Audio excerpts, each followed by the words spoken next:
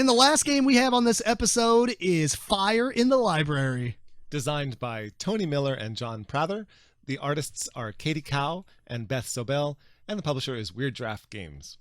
So Fire in the Library is a push your luck style game where you're trying to draw cubes out of a bag and get as many points for saving these books out of a library that's on fire without busting, quote unquote, and ruining your turn and basically not getting any points. And burning books. Yeah, you don't want to do that. Don't burn books. It's bad.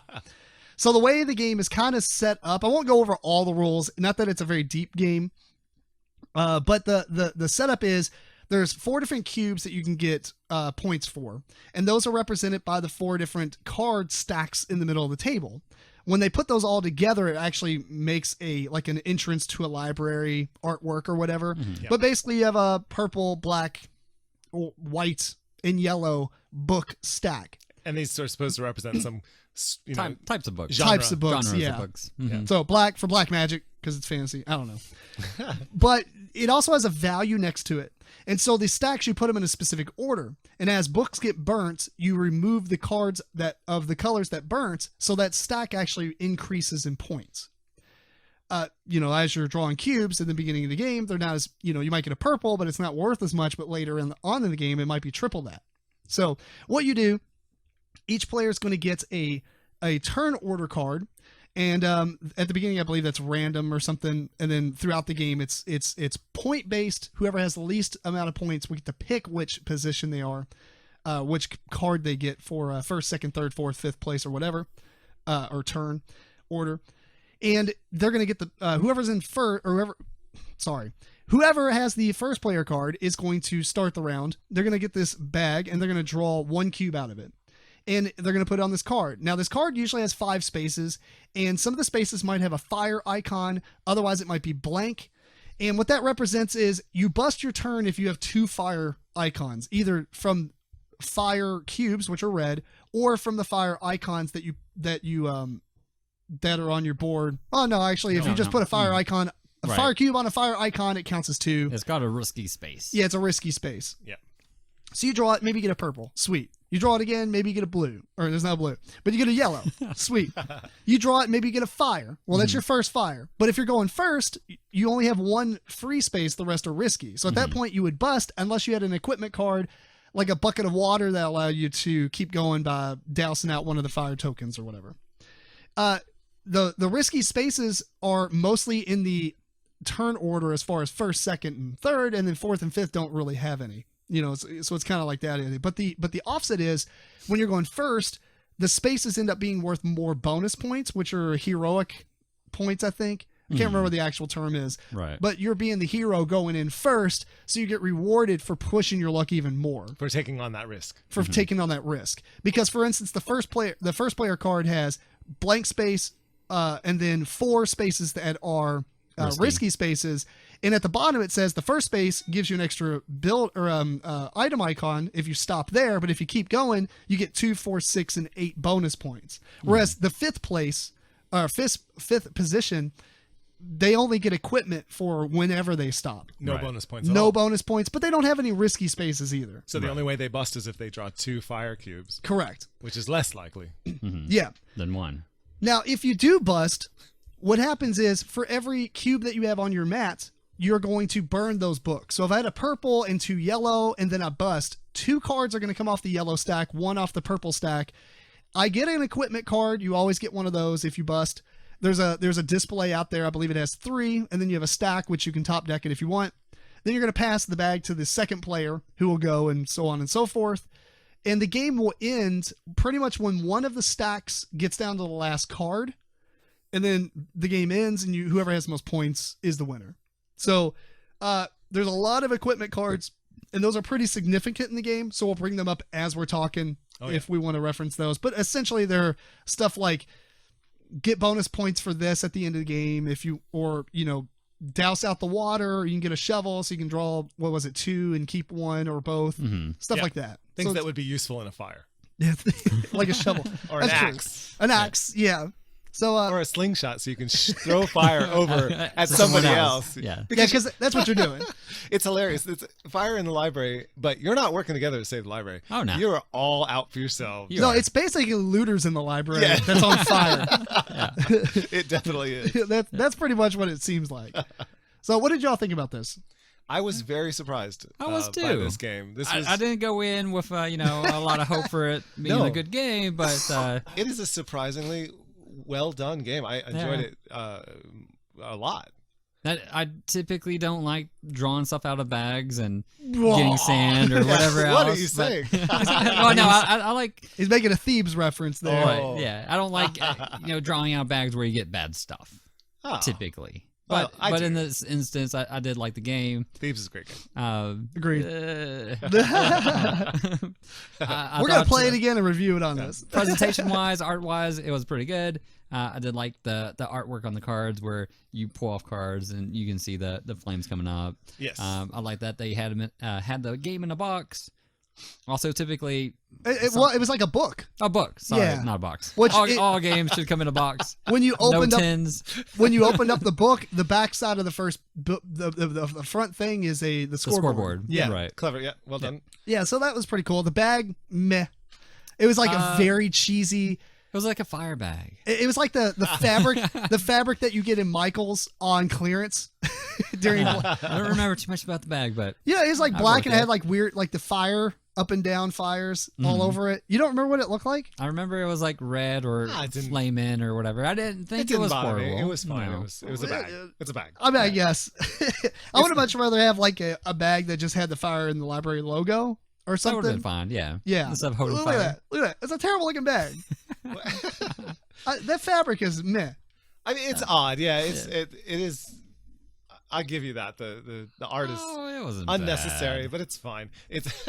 I guess it's thematic because you're pulling the books out of that fire. Oh, that's right. That's There you exactly go. right. Yeah. Right. It could have had a cooler looking fire. Let's just put it that way. Sure. It's I'm nitpicking. Yeah. The game goes fast and it's always tense. You're always the push your luck is so well done in this one.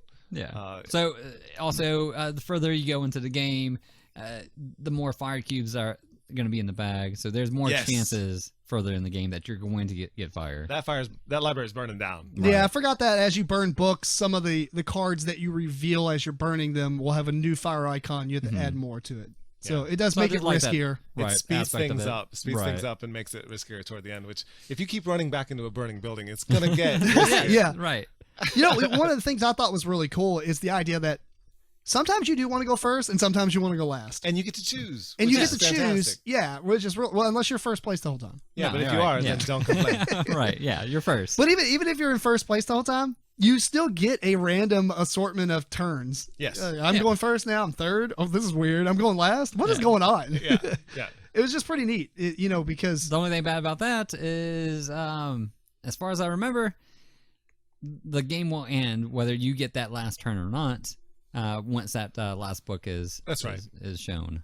which is kind of neat, just because you get to choose the turn order. Right. So it's getting So the really last close. player is probably not going to want to try to make it end on the last turn if they don't think they can get enough points to jump into first. You know what I'm saying? So they might not press their luck as hard. I don't know. Not true. Maybe leave that first player, first place for the player in the lead. That way they can't go very far without pressing your luck, which could pay off really good for them. But at the same time, you have a quicker No, way to actually, bust. you wouldn't want that because they would just bust it and they're already in the lead. Oh, well, I get your point. But There you go. Bam. yeah, but giving the person in the lead the first player card, Don't want to do that. no, throughout the game, sometimes it's good okay. though. Yes, throughout the Not game. at the yes. end of the game, Because right? it is more risky Yeah, so you're making it more tempting for them to keep going and bust. and busting. So you get that chance to catch up. Yeah, I almost would not. I was in the lead quite a bit, Yeah. and You I were think sickeningly lucky. Yes, sickeningly lucky. Which actually, I would say didn't one bust at all. downside about the game, it is, if you're a big time Euro, you like Euro type of games, maybe it's not for you.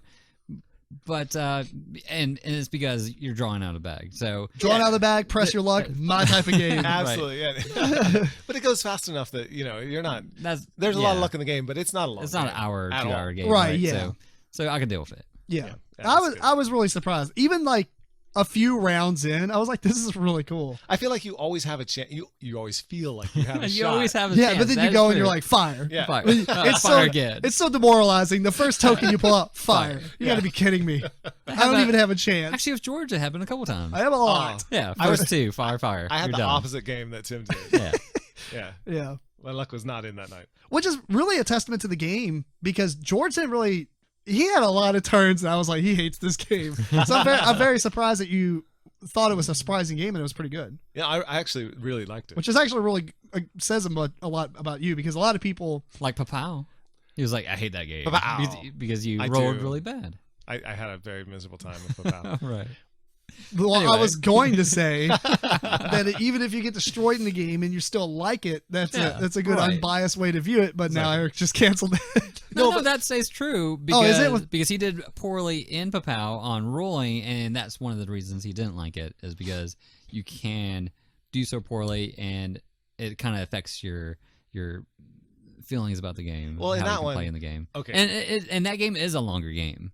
Let's talk a whole lot about Papao now. All right. No, but just quickly to go back, it is a much longer game, and in that one, if you're feeling out of the game, you are out of the game. Like Right. you don't come back the way you do in Fire in the Library. So I think That's true. it's a very different experience. Yeah, there is always a possibility for you to have that awesome turn. Yeah. Mhm. If you're really far back in the back, just take first place or first, start player or whatever, and just ham it. And you just go for it, bam, right. Bam, bam. Yeah. You get a bunch and you get And 20 points. Also, if you do really well in the later rounds when the books are worth more, because also at the beginning they're only worth like 2 points or 3 points. At the end, they're Yes. going to be worth 7 or 8 or 9 points or 10 points maybe. So, Which also gives you that chance to come back at the end. right. Exactly. Yeah, I one of the things I did write down is I love the scoring in this game. The idea that as the books burn, they become more valuable, Mhm. so you need to save the rest of them. Yeah. That's just a really cool concept. I don't know if you thought about that, but I mean, Oh, that's yeah, essentially right. what happens. Sure. There's only so many yellow books. If most of them are burnt, now they're like 8 points apiece. They've become rare. Right. Yeah, now they're rares, right? I mean, they have the same amount in the bag still, but yes, they are worth more points. well, whatever. Semantics, Eric. But This is before the printing press. yeah. So I don't know. It's super cool. I really like this game. Actually, I will probably end up buying it or getting it somehow. I would look to pick it up myself. Yeah, Sure. this is a Wouldn't really mind good picking filler. up. What was it? Recommend? 15 to 30 minutes. I'd say more like 35 or 40, but Well, we were playing with Sure. 5 people as well. that's true. And it Right. plays up to 6. Or so- maybe we were playing with 6. Were we playing with 6? No, I think we played with 5. Oh, okay. Yeah. Anyway, that's the first game I've played by Weird Giraffe Games. They make other games such as Super Hack Override. The only other one I can picture any of y'all playing is Stellar Leap, but I still don't think. Have you played that? No, I've not even heard of these. Yeah, Dreams of Tomorrow, Big Easy Busking, Fire in the Library. Huh. I don't know. I haven't played any of the other games. I have heard of Stellar Leap because they've said some stuff about it in the board game groups on Facebook a bunch. Mm-hmm. And I don't know. Keeping an eye on this. If they're making games like this, fantastic. No, it's great. Yeah. This was a Kickstarter game as well. Oh, was it? I didn't know that. Oh, awesome. I believe so. Or resident Kickstarter knowledge person. I pretty much don't even look at Kickstarter now unless it's something we're going to put in the news. I use it too much. That's fair. No, I like it. I mean, it's good knowledge. And plus, I don't know. I wonder what kind of cool Kickstarter stuff they gave, If any. if any. Maybe not. Maybe no Kickstarter stuff. That's good. I would have been fine. Right. Or maybe it's not a Kickstarter. I can't remember for sure. There we go. But regardless, good game. Yeah. Yeah, very good game. Anything else you want to add? Anyone? No, I liked it. Recommended. Yep, good. All right, that is Fire in the Library.